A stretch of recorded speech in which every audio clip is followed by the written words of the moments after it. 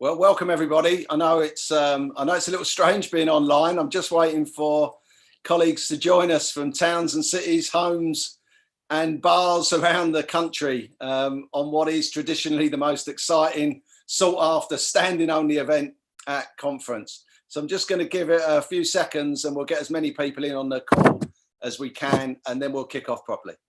So just bear with us for a minute.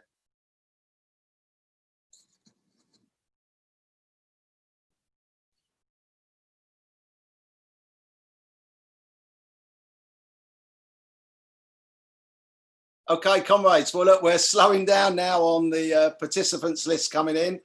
I'm Steve Turner, the very proud co-chair with the fabulous Diane Abbott of the Labour Assembly Against Austerity, also of the People's Assembly, of course, and in my day job, the Assistant General Secretary of Unite. Look, like everything else, this year's event is online, but it hasn't stopped you in your masses, or indeed a fantastic lineup of speakers from tuning in from their front rooms in towns and cities across our nations. I hope the only saving grace is you haven't got the curled up sandwiches and the cold beer that would traditionally follow a fringe at conference. So tonight is hosted by the Labour Assembly Against Austerity and our media partners at Labour Outlook. And of course, due to the amazing level of interest for tonight, as well as this Zoom webinar, we're also streaming live direct from the Arise YouTube page and across a whole host of various Facebook pages as well. Comrades, just in kicking this off and saying a few words, you know better than most that we're at a crossroads in the middle of a major crisis right now that demands that we put forward. It's our responsibility, our duty, that vision to transform our world, putting people, health and planet first. We know the Tories will always put the interests of the 1% first. They failed again and again during this crisis, from PPE to testing and tracing, from examinations to lockdown. And their day of retribution is coming. Make no mistake, we will not be leaving this until 2024, until they pay the price of their incompetence. Putting forward proposals for real change is our challenge, of course, and demanding real support for jobs and industry right now. And here at the Labour Assembly, we recently launched a people's post-pandemic plan that you can sign up for. You can use the links that are provided. It's going to be in the chat room. It's also on site, of course. And over 10,000 people have already signed up to that plan. So a huge thank you to everybody that's done that, and a huge encouragement right now for people to get on and to follow suit.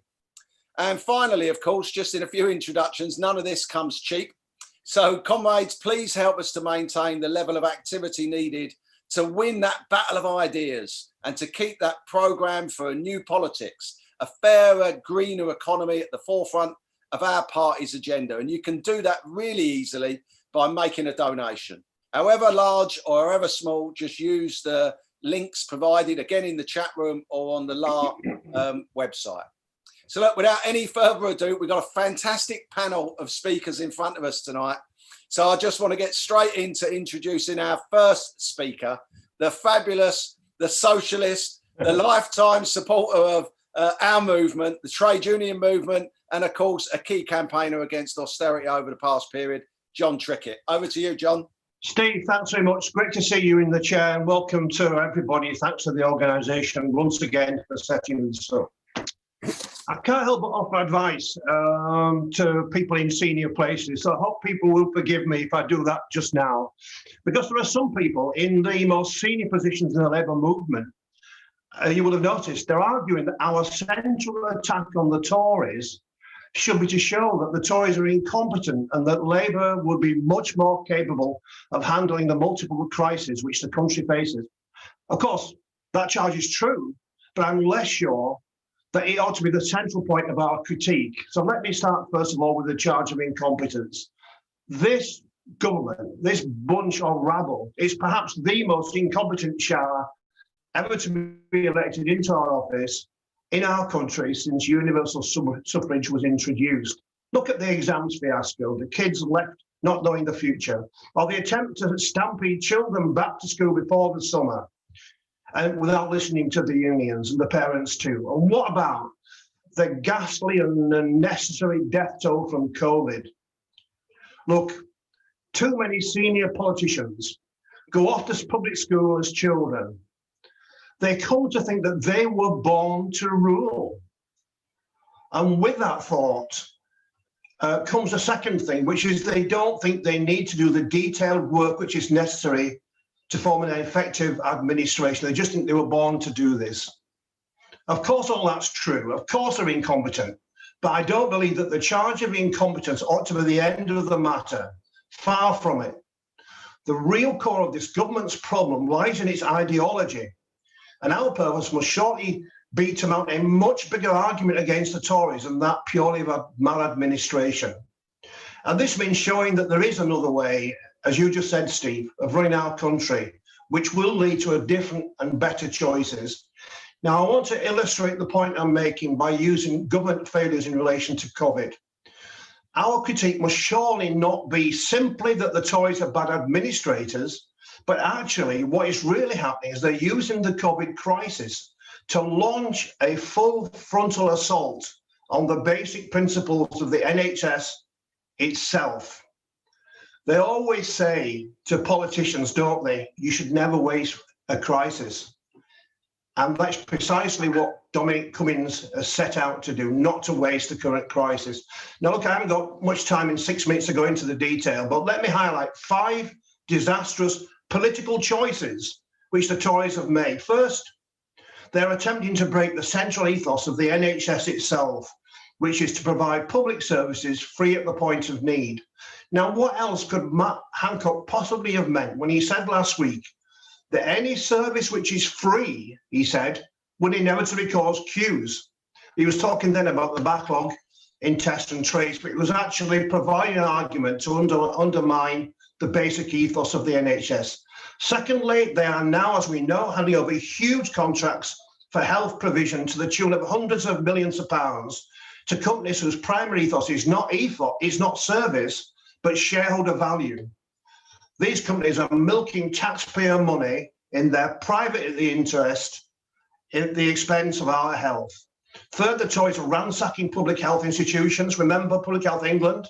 It was abolished in an instant, replaced in the middle of the pandemic with no parliamentary accountability, and then handed over to, in this case, a Tory peer with a long record of failure. Fourth, they're too often treating the heroic staff who work for the NHS and the carers generally as if they were expendable domestic servants. How else can you explain the failure to provide PPE or even COVID tests to the staff? And what about the fact that so many key workers who have held up our country through the pandemic are now still so badly paid, and that many now face redundancy as furlough comes to an end? Clapping hands in and outside Downing Street for cameras simply will not cut it. And finally, they left poorer communities stripped of resilience that they need to fight the virus. Think of the care homes where elderly people live. Think of the frontline workers.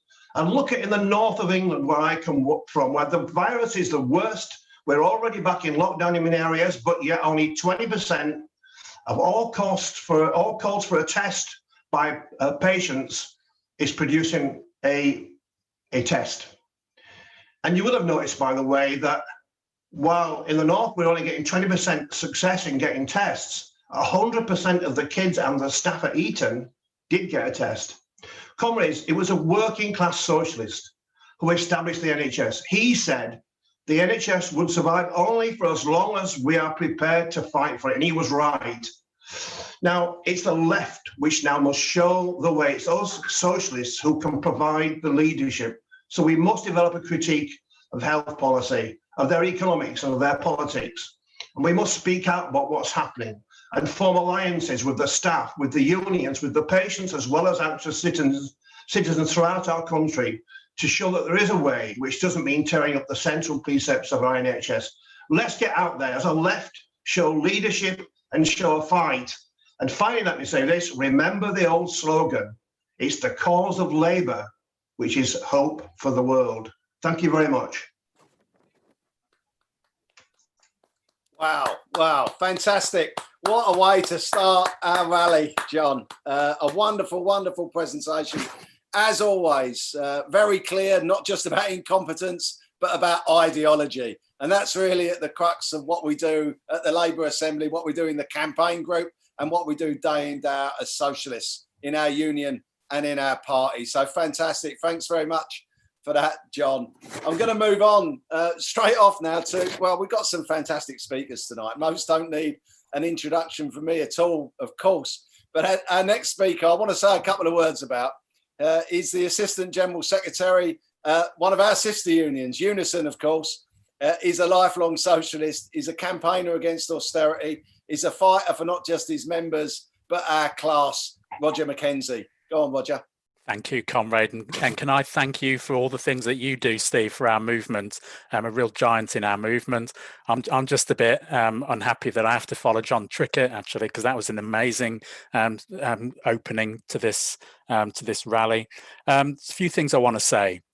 Firstly, I'm always getting in trouble, right? And I got in trouble. I was telling people last week that I got in trouble at home recently because apparently I've got too many books around the house. Now, I didn't realize there was such a thing as having too many books. I just think that you don't have enough bookshelves, frankly. It's the way I've always approached these things. But so normally what I do is I start shifting books around and tidying them up and shoving them under chairs and things and just trying to get them out of the way. And I came across two really important books for me from the early 1980s when I was doing this act of penance, really, I suppose is what it is. Two books, Arguments for Socialism and Arguments for Democracy. And I started reading through these books and I couldn't put them down because it just seems that those books written all those years ago by the legend himself, Tony Benn, are just so appropriate for what we need to do today, because we do, as John was saying, we do need to go beyond short-termism. We do need to go beyond the easy little slogans, and we do need to start actually arguing for socialism and arguing for democracy again, and putting our understanding about what that means. And frankly, it's not that different to what Tony Benn was talking about all those years ago. Frankly, it's not that different to what Keir Hardie was talking about years and years ago. It is still about one class deciding that they have, as John was saying, a right to rule. And we, as working class people, apparently have no right to question that rule, and we have no right to stand up and say things are wrong. Well, let me tell you what's wrong and why we need to stand up and argue for socialism and argue for democracy. Our people are being killed. Our people are being deliberately put in harm's way. Tomorrow, we see the end of the so-called eviction ban taking place. So you've got tonight our people sitting there worried for their families about what is going to happen to them in their homes. You have Black people across this country who are scared to leave their homes, as I am, frankly, right? Because we still don't know why this COVID-19 is impacting on the Black community so much. And yet we're supposed to just accept from this government that we can go into schools and work, we can go into all kinds of workplaces and don't worry about it and just put ourselves in harm's way. Well, let me tell you a little story about something that happened towards the end of lockdown when we started doing socially distanced events again. And I remember it was in the wake of the George Floyd murders and what happened was that we did a kind of take the knee event at the local hospital here in Oxford, where I live, the John Radcliffe Hospital. And what we did was we took a knee, and one of our members of UNISON, what he did, he read out the names of all of the UNISON members that we knew of who had died, all of them. And it took ages. It took ages. And one of the other things about that was that it was clearly identified Black names within that list that was being read out. Comrades, if we don't stand up and make the arguments for socialism and make the arguments for real democracy in this country, those sorts of things are going to carry on. And we are going to be faced with a catastrophe in this country. If we don't make the arguments for socialism and democracy in this country, then we are going to continue to see the rise of racism in this country. We are going to continue to see the rise of the far right in this country. And, you know, we can wish these things away. We can wish for change, but we all know as socialists that wishes don't bring about real change. What brings about real change is our ability to organise. It's the only thing that ever has made a difference for working class people, is our ability to stand up, straighten our backs, lift our heads, and to organise within communities and within our workplaces. And that's what we have to do now. I have a message for those people who don't want to carry on that fight within the Labour Party and are thinking about leaving, or those that have left. I'm saying to them, this is the time to stay and fight. This is the time to stay and organise. This is the time to stand up and argue for socialism, argue for democracy, not just within our party, but across this country, because that is our mission in life as socialists. They don't call it a struggle for no reason. It's called a struggle because it's hard, right? And as Tony Benn also said, you know, we have to toughen up, bloody toughen up about these things. We have to. Nobody is going to give us anything. They've never given us jot, nothing ever, right? Anything that we've got as working class people has been because we've been prepared to stand up and organise to win those things. And that's what we have to do again. So if we want to stand up for a national health service, this is the time to stand up and organise and do it now. If we want to stand up and make a real difference in this country for people who are scared about just walking down the street, if we want to stand up and make the case for people for a real fundamental and irreversible shift in society in favour of working class people, which must be our aim, this is the time. This is not a time to stand away and walk away from that struggle. This is a time when we are all needed. This is a time when we have to show solidarity to each other. This is a time when we can't form a firing squad and turn on each other and start shooting at each other. This is a time when we have to stand up. This is a time where there are no excuses. This is a time when we must make those arguments for socialism and make those arguments for democracy, because frankly, if we don't make it, nobody else is going to do it. This is our time now. I'm convinced of that. Thank you so much for listening. Wow. Wow, take that, both barrels between the eyes. Thanks very much for that, Roger, as always. A second fantastic contribution there this evening at the LAAA Fringe. Look, saying it as always, as it is, in your face, a call to arms there from Roger McKenzie, not just calling them out on the basis of their incompetence or the need for a new politics, but to organise, to stand up, to fight back, to stay where we are now and to fight for socialism. Fantastic. Thanks very much for that, Roger, and good luck in your campaign that I know you're waging at the moment, mate, inside your own unit. Look, I'm going to move on to another fabulous speaker. It's unbelievable how many great people we've got joining us on the panel tonight. You know, it's like we were in conference, to be honest with you.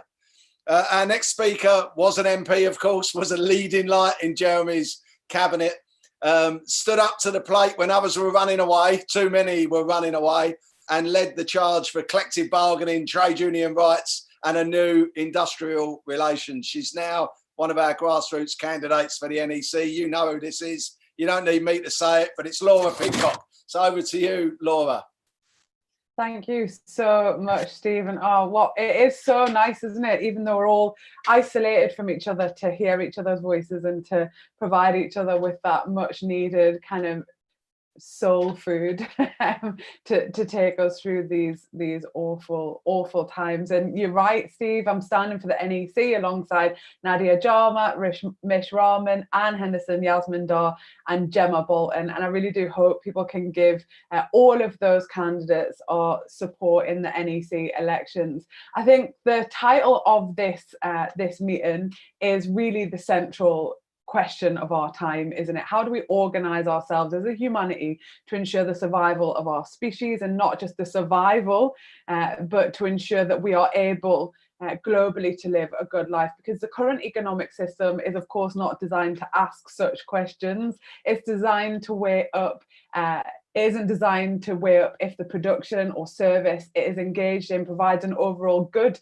to humanity. It's based on economic freedom, a freedom which has and is producing so much misery. It's threatening everything. And I think I find that quite a hard concept to grasp. The magnitude of the challenges ahead of us are quite staggering, especially if you've lived in relative comfort your entire life. But an economic system based solely on consumption, lots and lots and lots of unnecessary consumption, is of course unsustainable.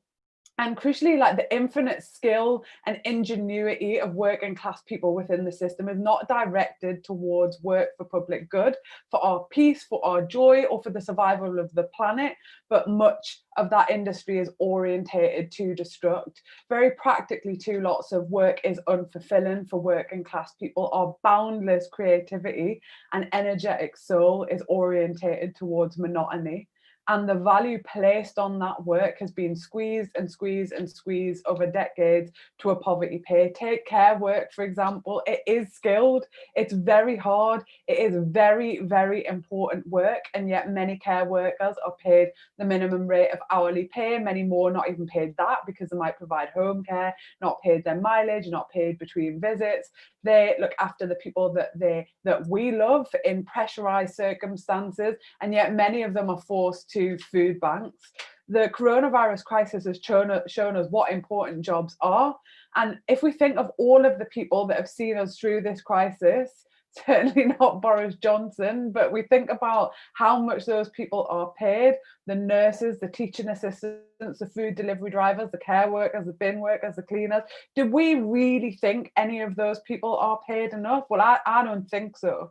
And not only is the basis of our economy orientated towards destruction, it is inherently exploitative too. And that is why I am more confident than ever that a class-based analysis of the system is crucial, and that the capitalist system needs to be dismantled away from its destruction towards activity, production, services and goods that people need and that contribute to the wellness and sustainability of the planet and species, and which is gentle to that planet. There needs to be, in this new system that we demand, there needs to be a fundamental transfer of power through a rapid expansion of democracy, and nowhere is that injection of democracy needed more than in the workplace. So many workers, are distanced from the decisions which impact on them, impact on their quality of life, impact on their life expectancy, for goodness sake, and they have absolutely no say whatsoever. So trade unions, yes,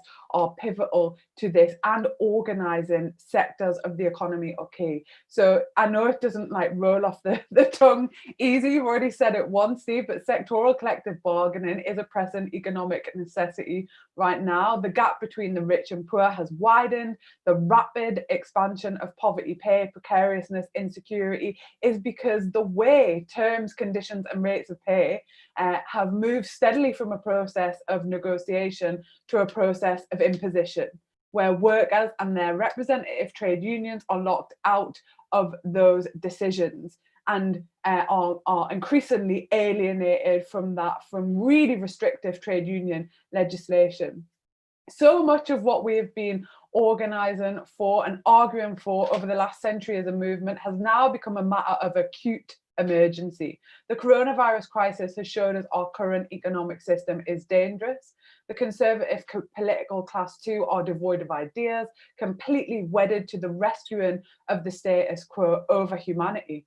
Essentially, they engage in performance and slogans as their form of politics, which are meant to distract us, divert our attention from the system, divert our attention from the brutality of their ideology, divert our attention from the way they have handled this crisis, the way they have fundamentally failed us.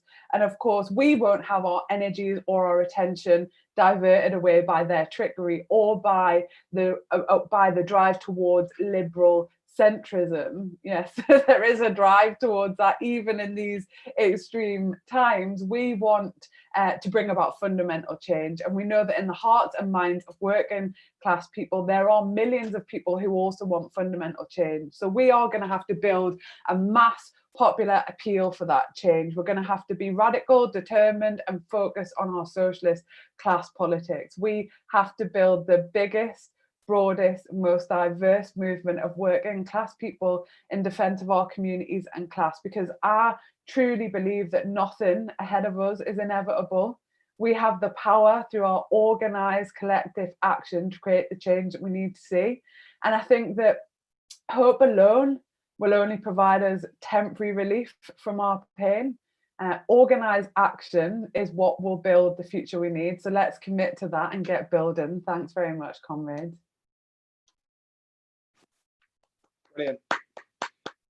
Wow, what another fantastic contribution. You know, you don't know what to say as you get halfway through this afternoon. We've got such good speakers, and we've got so many fantastic speakers to come. Laura there, saying it again as it is, really broad overview of what needs to be done. That whole workplace agenda in particular that you were leading on when you were in Parliament. Of course, that's exactly where we need to get you back to just as soon as we can. But in the meantime, you're standing along with great comrades in that grassroots team for election onto the NEC. So let's make sure that we do all we can to succeed in that election, and we'll get you back in the house just as soon as we can. Look, colleagues, we've got, I said at the beginning, we're not just on Zoom here, we're on a YouTube channel, we're on Facebook Live, on so many platforms at the moment. We've got over 700 people tuned in, both here and indeed on Facebook. And that doesn't just happen. That happens because there's a great team behind the scenes that do all the work. And right now, I just want to have a little break from the political speeches to bring in the fabulous Matt Wilgress. Matt is heading it up here at LAAA, does a lot of work behind the scenes with a fantastic team. And I just want to give him an opportunity to plug some of the wonderful things that we're doing and we're going to keep doing in the upcoming period. So, Matt. Thanks, Steve, and thanks for chairing this meeting and everything you do to support the Labour Assembly and the broader People's Assembly movement. I won't take much of your time. First of all, I'd just like to thank all the volunteers who help on all these events. Every one of the Arise or LAAA events you see has at least 5 people giving up their own voluntary time, including Patrick, Sam, Ben, George, Emily and others, doing streaming, posting links in the chat, making sure the YouTube doesn't go wrong and all those kind of things. So it really is important, and they're very grateful for their help. In terms of our campaign priorities, just a few quick things. One, as I've said at other meetings, if we were in a hall right now, I would be handing around the buckets. So please do donate in the links that are provided in the Zoom, YouTube and Facebook chats. Just to say that Zoom webinar actually costs hundreds of pounds a month. Our email system costs hundreds of pounds a month, and streaming software costs money as well. So we do need those donations, and everyone in here could donate £10.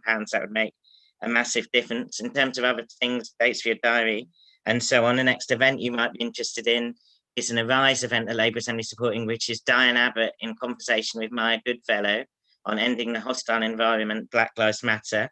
That's on September the 30th, and you can get details in the chat. The second thing is just to really emphasise that we're supporting the grassroots voice slate, including Laura for the NEC. Please do nominate and then vote for those candidates in October. The next thing is, as Steve mentioned at the start, the People's Plan. Please sign and share this at bit.ly/people before profit. Over 10,000 people have supported this alternative programme, which I think is very important as part of organising the fight back, that we have a clear idea of what our demands are. And then the final thing I'd say is please do take the time to visit our sister website, Labour Outlook. In last week, over 100,000 people were reached by Labour Outlook on Facebook. Over 60,000 different people visited the site. And we now have a weekly campaign group column with people like Don Trickett, John McDonnell, Kate Osborne, Claudia Webbe, Richard Burgon have written recently. So please do check that out at Labour Outlook. And just again, if you can make a donation so we can keep having these webinars, please do. Thank you. Well, brilliant. Thanks very much for that, Matt, laying it out again.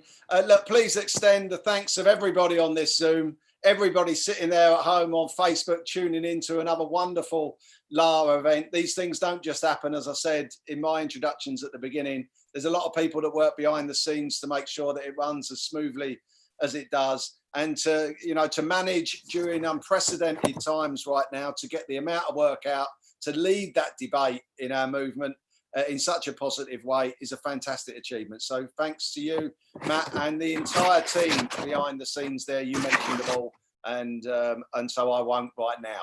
But in any event, what I will do is move straight on to our next speaker. And it is unbelievable just how many fantastic people we've got lined up tonight for this Fringe. Our next speaker, again, needs no introduction, really. If we were in a hall, I wouldn't need to introduce her at all. She's my co-chair of the Labour Assembly Against Austerity. She, of course, was the first ever Black woman MP. She's a fighter. She's a socialist. She's Diane Abbott. Diane. Thank you very much, Steve. Can you hear me? Oh. Yeah, we can hear you, Di. Very good. Well, thank you for inviting me here today. And first of all, I want to say a thank you to all of those involved in the Labour Assembly Against Austerity and the work you do. Year after year, you continue to build the organisation, and you've had a fantastic impact on Labour Party policy making. I can remember a time when Ed Balls was Shadow Chancellor, when the Labour Party supported austerity. Maybe a bit milder, but they supported austerity. And I have lived to see Keir Starmer say how against austerity he is. I think that's a tribute to the Labour Assembly Against Austerity. But it's important to stress that austerity isn't over. And it's also important to say that the Tories aren't implementing Labour policies. Austerity isn't over, and the Tories are not implementing Labour policy, because I can absolutely assure you that a Labour government led by Jeremy Corbyn with John McDonnell as Chancellor would not have bailed out banks for £300 billion, at the same time would not be ending the furlough scheme while the coronavirus pandemic rages. We would not have stood by while hundreds of thousands of jobs have been lost. We'd not be letting landlords put people out of their homes. We would not use the pandemic to line the pockets of our donors. And we would not have outsourced testing to Serco and Deloitte. Boris Johnson was talking about having a world-beating system of testing.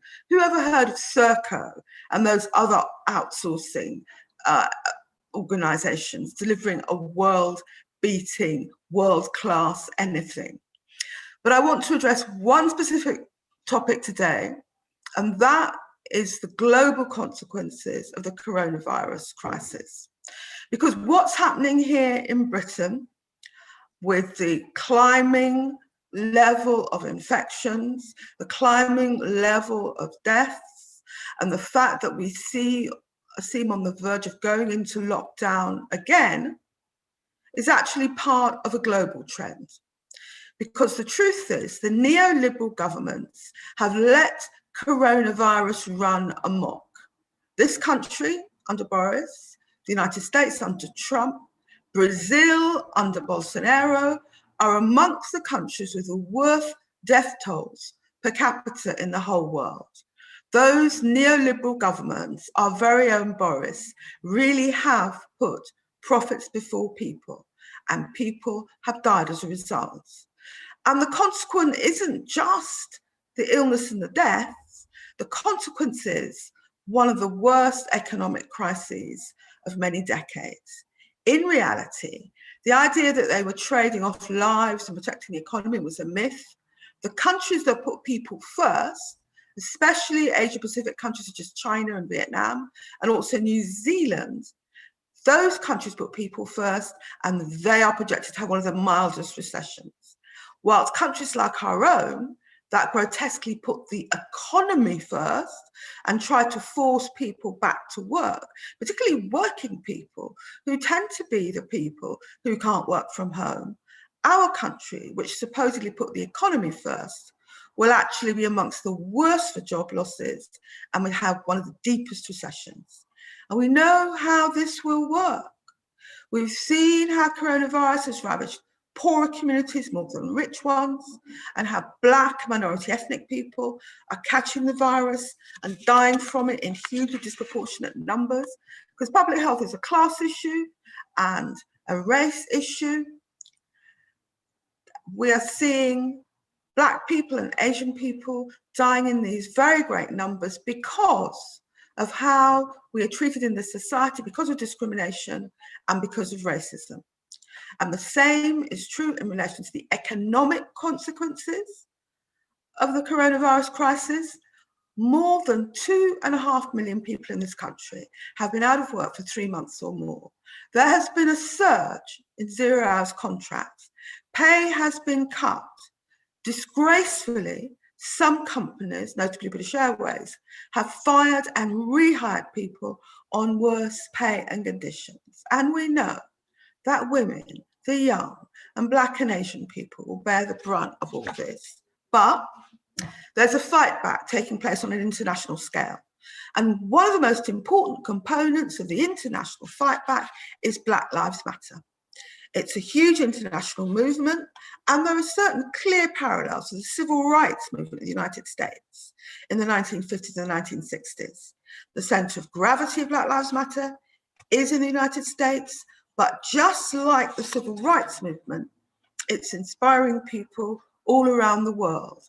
Of course, Black Lives Matter takes up all issues of police brutality, murders, and racial justice, but it's gained so much support, whether from mothers, whether from veterans, whether from the anti-eviction movement, and there was a half-day general strike in June. And that is because Black Lives Matter is standing up to Trump and his disastrous mishandling of the crisis, the job losses, and the evictions and everything else. And for this reason, in the US, in Britain, Black Lives Matter has huge support. And we have to respond and try and provide political leadership.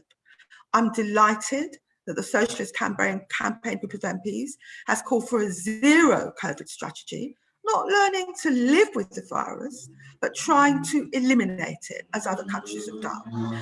And the Socialist campaign group of MPs want to extend the furlough to prevent what Len McCluskey has rightly called an avalanche of job losses. We demand that jobs and people's lives are the priority. We have to begin the fight back, and the fight back starts here. Thank you very much. Wow, very good, very good. Inspiring as always, Diane. Fantastic contribution. Again, reminding us of why it was so important, our work all those years ago when we first set up the anti-austerity movement, in winning the battle of ideas and the opposition to austerity, not just in our own party, but across society. And of course, that fight is very much not over. And laying it out like that is a wonderful thing to do for us all tonight, Diane. I thank you so much for that. And not just laying it out from a Labour perspective here in the UK, but from a global perspective as well. All of those core issues that matter so much to us at the forefront of our campaigning and our socialism. So thanks, Diane. A fantastic contribution. I'm going to move straight on to yet another great speaker tonight. This is an MP that's been fighting sweatshops in her own constituency, of course, during the course of this COVID crisis, and the obscene levels of exploitation that we've seen as a consequence of that. She's very actively involved and has been for years as a socialist in the campaign for Labour Party democracy. She's one of the vice chairs, actually, of our very own Labour Against Austerity group, and she's a socialist. She's the Leicester East MP. It's Claudia Webbe. So, Claudia, the floor is yours. Thank you so much, Steve, and thanks for that great introduction.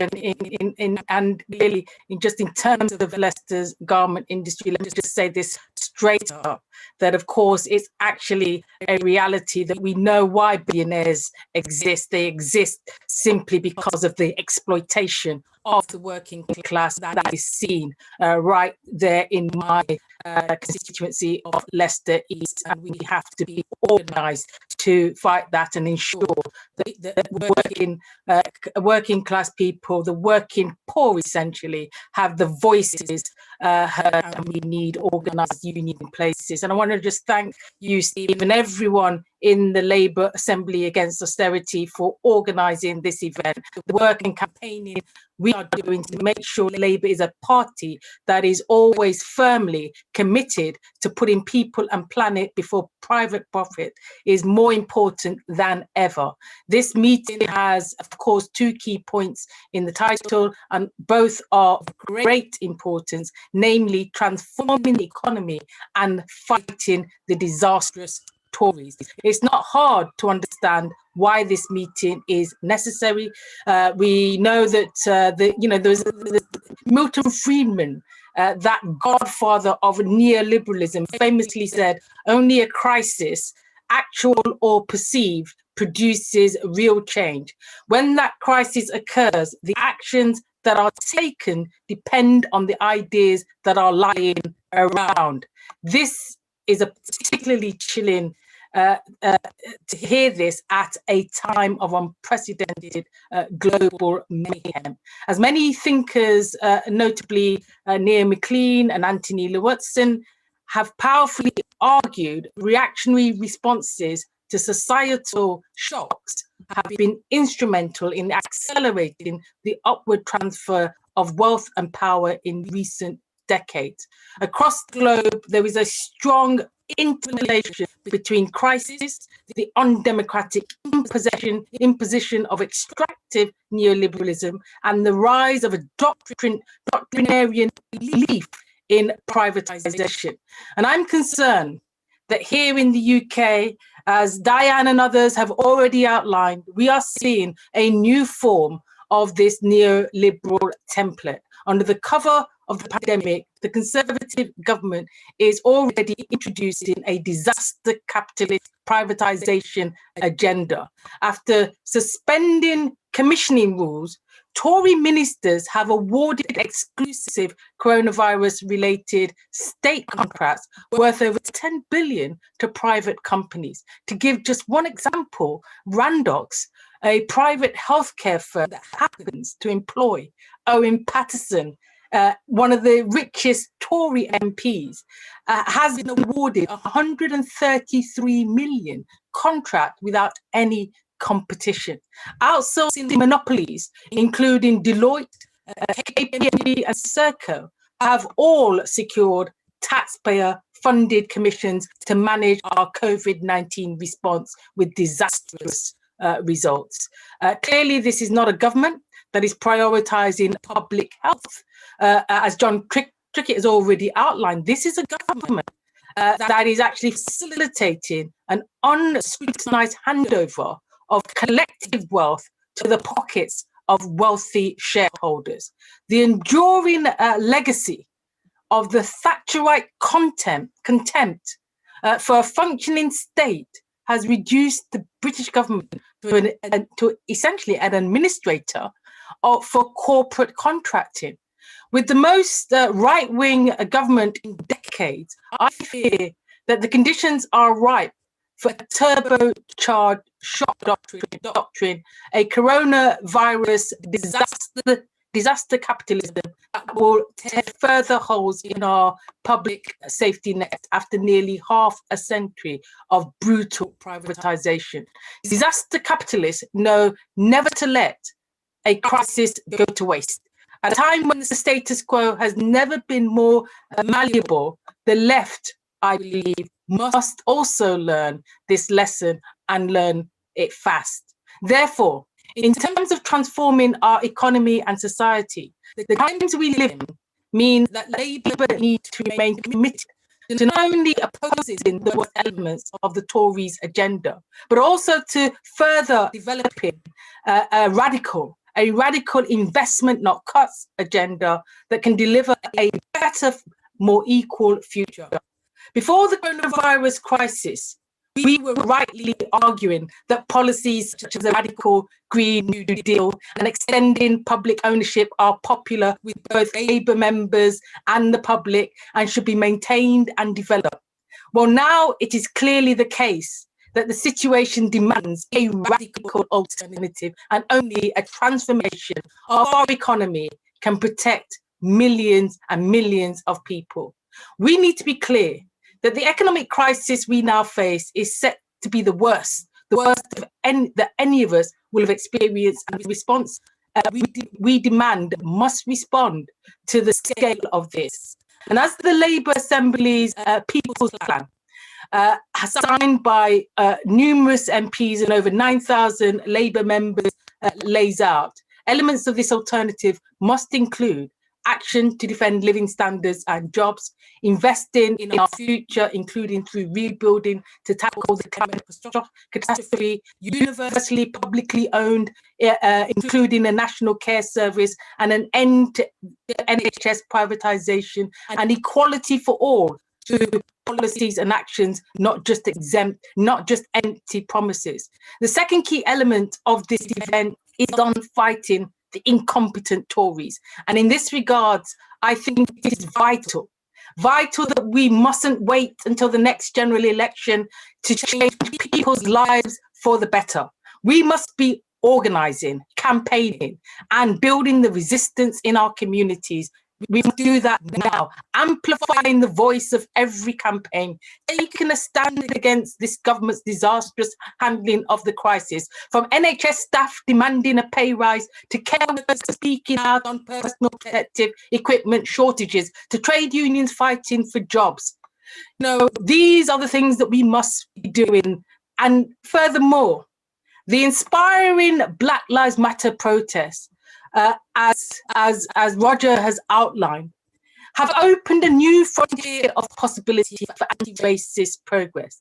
At this fractured historical moment, it is incumbent on the left to advocate for concrete policies that meaningfully address severe endemic racial inequalities. We must absolutely, as Diane has indicated, back the Black Lives Matter movement. With Boris Johnson governing on such a reactionary agenda, it is vital that we resist the Tories every step of the way, including by not compromising on our anti-racist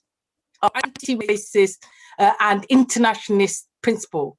We must also give full support to all those young people and others who will continue to engage in direct action to highlight the need to tackle the climate emergency in the months ahead, while also building support for our Green New Deal and socialist solutions to climate chaos. The left must recognise that we are up against a well-oiled, billionaire-backed and historically successful method of disaster capitalism, which has gouged ever deeper rips in our social fabric.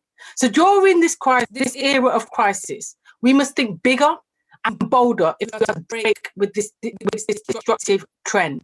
We must challenge and fight back, because the fight back is underway in our communities, without a doubt.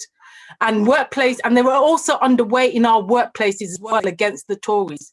Now we must organise in every community and on every day of the year, building trust in the idea that we can change Britain for the better, empowering people and communities, and making it absolutely clear that the time has come to put people and planet before profit. So solidarity, my friends, solidarity. And thank you, Steve, and all that Labour Assembly Against Austerity is doing. Thank you. Solidarity. Wow. How good was that? Thanks so much for that, Claudia. As always, inspiring a generation. How good was that? Look, we're safe in the hands of people like you in Westminster. Our politics is safe, our party is safe, of course. You know, everything that you laid out there, putting people and planet before profit, the need for the new economy, a new politics, fighting for real change post-COVID, putting it in an international perspective, and of course, the no return to business as usual mantra. Absolutely spot on. Thanks so much for that, Claudia, like all of our speakers tonight. And we've got two more fantastic speakers to go before we close up the event tonight. So I'm going to move on. I'm going to move on to our penultimate speaker. We're going to leave the world of members of parliament and we're going to step outside just for a second. And I'm going to introduce our next speaker, who's a Marxist economist, a writer for Tribune, an author. I mean, what has she not done? She just wrote The Corona Crash, How the Pandemic Will Change Capitalism. And I'm sure she wants to talk a little bit about that. So without any further ado, I'm going to introduce Grace Blakeley. Grace, the floor is yours. Thanks so much, Steve. Thanks for presenting so well tonight. And thank you to Labour Assembly Against Austerity for hosting another brilliant event. And it's a shame we can't all be together, but next best thing. So I don't know if anyone's noticed this, but over the last 10 years, we've basically been told the same thing. We've been told that the government has got to get out of the way of the free market. We've been told that, you know, sometimes governments just run out of money and it means that they can't afford things like healthcare, like education, like spending on public services. But something funny's happened recently, which also happened kind of just over 10 years ago, which is that as soon as businesses are in trouble, as soon as the banks are in trouble, as soon as anyone who's mates with someone in the government is in trouble, suddenly it's no longer not possible for the state to intervene in the economy. Suddenly, it is incumbent upon the state to intervene in the economy. Suddenly, the taps are turned on and money is found, as long as that money is going to businesses, as long as it's going to banks, as long as it is going to the elite. And I think what we're seeing at the moment is a very, very clear indication of something that, you know, as a Marxist, as Steve said, but, you know, as someone who's been involved in socialist politics, as anyone who's been involved in socialist politics will know, is that the neoliberals, their arguments for the system staying the way it is are based on basically two things. They say we've got democracy and we've got free markets, and those two things are good. And often we kind of debate with them. We say, well, you know, we don't have, free markets aren't actually good and we need a little bit more of this and a little bit more of that. But actually, we've been taking them at face value because we don't have free markets and democracy. We have monopoly and oligarchy. And this crisis has shown us that more than anything else. And I think it sheds a light on actually what austerity was all about as well, because the arguments they gave us about austerity was that, you know, we've run out of money, everyone needs to make sacrifices because we've been through this big crisis, so we just can't afford to spend any money on healthcare and education and all those things that you people down there need. Instead, we had to bail out the banks because that was where the money needed to go. And actually, we couldn't do long-term investment to make the economy and the recovery more sustainable, to boost wages, to boost productivity, because that would have been too much intervention in free markets. And we need to keep the markets free. And obviously, that wasn't the case in the financial crisis. It hasn't been the case during the COVID-19 pandemic. And what we can learn, actually, is that those arguments are pure ideology. They're pure ideology. And they expose the fact that the arguments for austerity, that the arguments for capitalism are based on nothing more than class power. Austerity was a class project. It was about taking power away from working people and transferring it to the elites.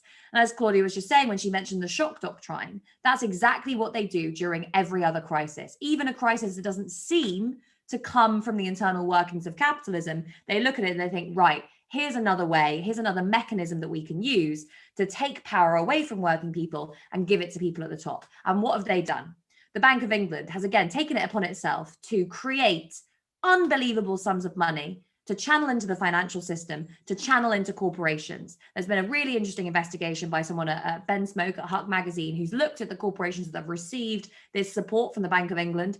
There are corporations that have been involved in all sorts of scandals, but also there are corporations that after receiving that money went on to pay out huge sums to their investors, who went on to lay off workers, who went on to do all sorts of things that, you know, that money was not supposed to be useful. That was a pure corporate welfare, basically, at the same time as the actual welfare system that millions of people are about to be dependent on, that millions of people are currently dependent upon, is being eviscerated.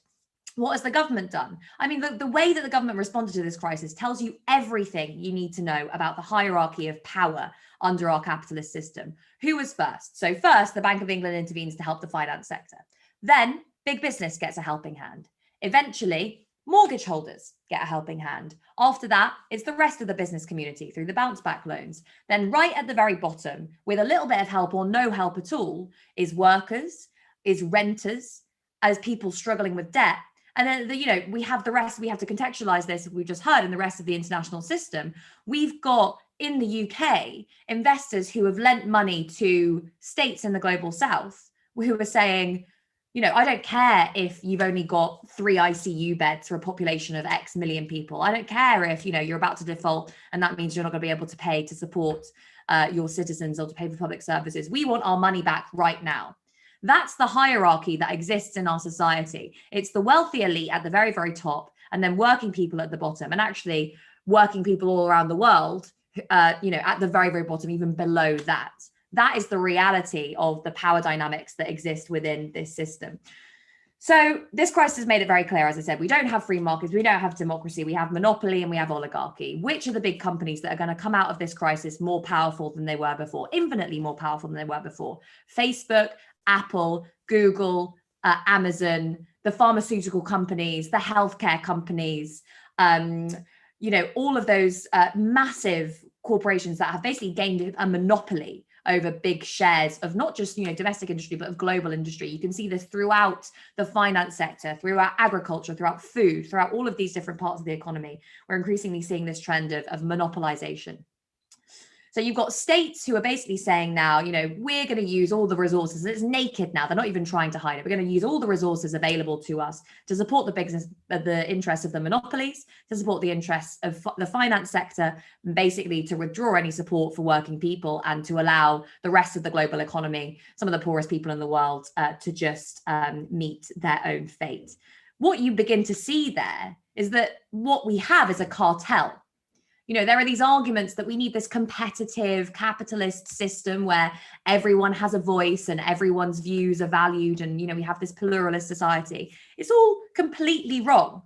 It's all utter, insert your preferred swear word here, which I won't use, although I'm tempted, because our economy is run in the interest of this tiny cabal, this group of people that have a stranglehold over our communities, over our planet, over our government, over our workplaces, over every single aspect of our lives. And these lies that we're told, which is that it's all about competition, it's all about democracy, it's all about pluralism, they're lies. They're outright lies. And this is becoming very, very obvious as the coronavirus pandemic it worsens. So what can we do about it? And this is the big question. It's often quite difficult for us to think about how we respond to a crisis like this, right? A crisis where the state is arguably, doing a lot, it's spending a lot, it's just not spending a lot on working people. Because a lot of the arguments we've been using in recent years have been around the state has to do a little bit more. Austerity's been bad because the state hasn't been doing enough, it hasn't been propping up the economy enough. Well, now we see Boris Johnson coming in and using his power to prop up the economy. I think the arguments that we have to be making, and the arguments that will actually appeal to most people, because they're very, very easy to understand, because they're very, very easy to see and experience, is to call out collusion and corruption and argue for democracy in their place, and real democracy.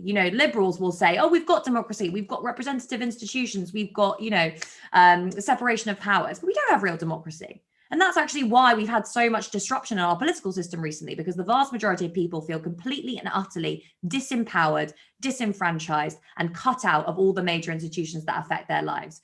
We need not only to get rid of the kind of archaic, anti-democratic structures that exist within our state, we need to complete the liberal revolution by extending the principles of political democracy into the realm of the economy. We need to give workers control over the places that they're working in. We need to give communities control over their public services. We need to give people control over their lives. That is, I think, the argument that wins almost everything. That was the argument of the Brexit referendum. It was take back control, right? But what does taking back control really look like? Taking back control actually means democratizing our economy and democratizing our society. I think I've gone over time, so I will leave it there. But we are at a tipping point, and you know, there are going to be a lot of people who are watching this, maybe who feel disillusioned, who feel, you know, concerned, who are scared because of the events that have happened over the last year or so. But actually now is the time that we need to be organising, we need to be fighting back, and we need to be building power to build a new democratic, fair, just economy. Brilliant. Brilliant. Thanks so much for that, Grace. Could listen to you all night.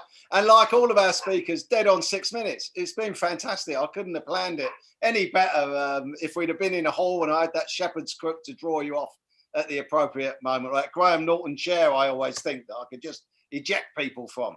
But in any event, no, 6 minutes and brilliant. And laying it out in a very clear way.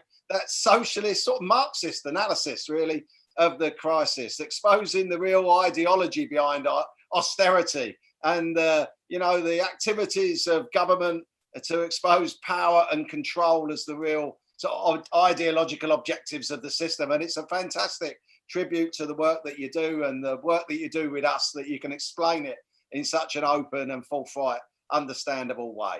So fantastic. Thanks very much for that, Grace. Really, really appreciate it.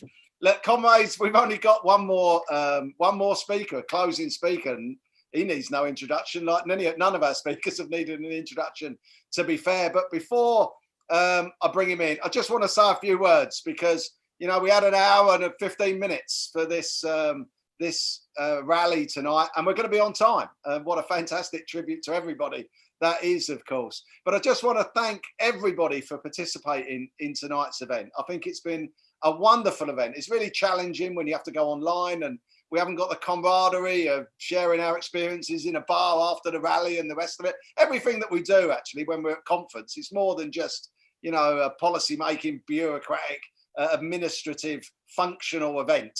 It's a social event for all of us, and it's about the sharing of those ideas. So a huge thanks to all of you for participating. We've got well over 700 people tuned in. I want to thank all of our speakers, inspiring us all as always. I want to thank our last speaker in advance, because I probably won't come back afterwards, but they've all outlined the key and really important battles that lie ahead.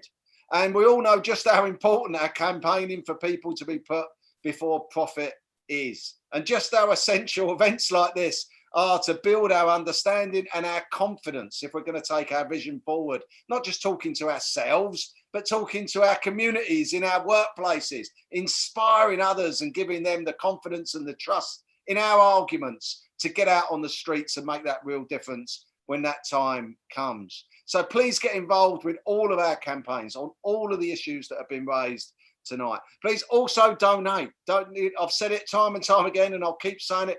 None of this just happens. It happens because there's a great team donating their time and their experience, their services behind the scenes to make sure it does. But it still costs money on top of that, despite all the free time, the volunteering time that our people put in. So do donate on the link provided, and of course sign the statement for the People's Post-Pandemic Plan.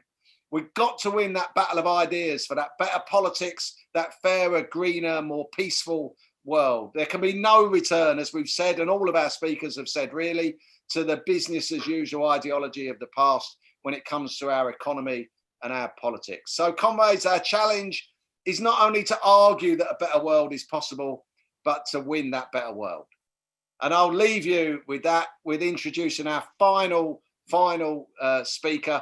He doesn't need an introduction. He's the secretary of the Socialist Campaign Group. It's Richard Burgon. So over to you, Richard.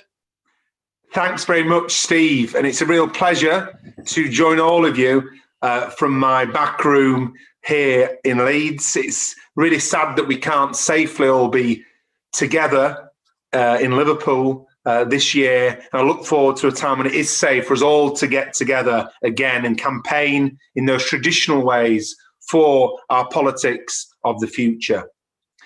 I also want, just before I start, to illustrate a point I want to make later. The point I want to make later is the establishment and the right-wing media love to say that left-wing socialism is dead. Listening to our speakers earlier, for example, Claudia Webbe, shows us that's a complete myth. Claudia, one of the new left MPs, shows us that socialism is very much alive and kicking. And all of the speakers I've heard tonight have inspired me, and I know they'll have inspired you as well. But where are we now, and where do we have to go next? We're seeing, and more people are seeing, the failure of a system, because coronavirus, the crisis of coronavirus, has actually laid bare the deep failings in our society for all to see. And they are a distorted economy, weak public services, a broken social care system, a woeful lack of workers' rights, a failing housing market, and a hollowed out social security system. And all of these things have left us, as you know, less than able to deal with this crisis. So that's not just the failure of an incompetent Prime Minister, as incompetent as he is. It's a failure of a rigged, rotten system and a rigged, rotten ideology caused by a decade of austerity, caused by 4 decades of neoliberal economics. And it's no coincidence that it's those neoliberal countries like the UK, like Brazil, like the USA, that have some of the highest death rates. And these systemic failings are going to become deeper and deeper as the unprecedented job crisis hits tragically in the coming months. So we, as a left, have to win the alternative, because all of it demonstrates the importance of laying out that bold alternative vision to this failed model. And polls show that the population actually wants things done differently. Polls show that the population doesn't want, and why would they, a return to a pre-COVID economy. So I'd say that the main job for all of us on the left is to win the battle for the alternative, to lay out the solutions to the crises faced by millions and millions of people, and to build the movement to win those policies. Because many of the ideas that were in our 2017 general election manifesto, that were in our 2019 general election manifesto, are applicable to this crisis and the society that we need to build out of it. So we can be confident that those policies remain popular, not only with Labour members, but with the wider electorate, because, and we can never forget this, our election defeat, disastrous as it was back in December, wasn't a rejection of those policies. It was a result of an election dominated by Brexit. So now is the time to build on those progressive policies, actually to deepen them, as our core values are actually the only ones that can address the simultaneous crises in public health, the economy, inequality, and the climate. Take the immediate priority. And the immediate priority is, of course, the coronavirus public health disaster. The alternative needed to the deadly, failed, dangerous government strategy is a zero COVID strategy. Zero COVID is about mobilising the efforts of the state to eliminate the virus, as has been done in New Zealand, in China, in Vietnam, and elsewhere. That won't only just save lives, it's actually essential also to getting the economy going again. So it's not a choice between saving lives and getting the economy going again. A zero COVID strategy actually can deal with both of those things. And a zero COVID strategy isn't a barrier to getting the economy started. It's actually the precondition to getting the economy started. It's a progressive solution to the crisis based upon mass testing and tracing at a local level. That means investing in National Health Service and in local public health teams so people can get a test and can get results in 24 hours and do. It means kicking Serco and the like out of the failing testing system. It means sick pay at real living wage levels so people can actually afford to safely isolate. And it means investment in smaller class sizes by rehiring all qualified teachers and turning community spaces into classrooms. It means keeping people being able to work from home if they wish. It means extending furlough so people don't have to go out looking for work. We know that only progressives will fight for this agenda. So more widely, we've got to come up with a united programme of demands that we coordinate the whole left over. The left in Parliament, the left in the trade unions, left party members and social movements, so that we can offer concrete, practical solutions to the very real problems faced by millions and millions of people. And this 10-point plan needs to include the following. The right to work, because our response to the jobs crisis must be a government public works programme that creates full employment through millions of well-paid, skilled jobs that actually serve society's needs. The 10-point plan must include a Green New Deal, so we don't end up responding to the climate crisis in the same woefully inadequate way we've responded to the coronavirus crisis. It must include campaigning on housing, because we need to fight to ensure that no one loses their home because of the coronavirus crisis by demanding not just eviction freezes, but rent suspensions too. It needs to include campaigning for workers' rights, because as sure as night follows day, as sure as the capitalist system is the capitalist system, bosses will exploit the crisis. They will drive down wages and conditions. We need to fight to stop, fire and rehire for the purpose of firing workers, to get them rehired on worse pay, worse terms and worse conditions. We need to stop that becoming the blueprint for our economy. Hundreds of thousands of people have had to claim social security benefits for the first time during this crisis. So I believe in that context, we can win huge support for universal social security with an end to the degrading and immoral and inhumane means testing. And we can campaign for, and I hope secure, benefits that are enough to live off.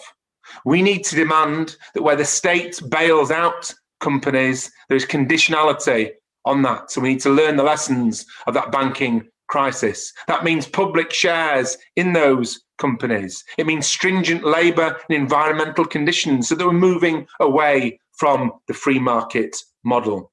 And as we've heard this evening, we need to be siding with Black Lives Matter and with all others fighting for equality, because as this economic recession bites, tragically, we're going to see ever more reactionary attempts at scapegoating, ever more reactionary attempts to divide the working class in all its diversity. So as a movement, as a left, we need to be standing shoulder to shoulder with women, with disabled people, with all Black and minority communities and LGBT plus people against those attempts to divide and rule.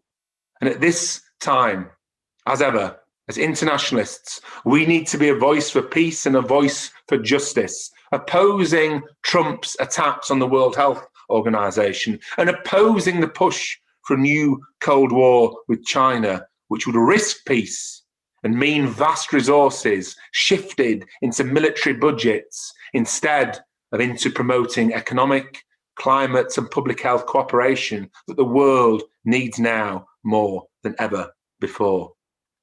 But I want to end on a note of hope, because as Tony Benn said, fear is the prison in which you put yourself, but your hope can be the fuel to achieve a better world. So let's have hope, all of us. 'Cause I understand totally that some people may feel despondent at recent political events. Of course, I understand that.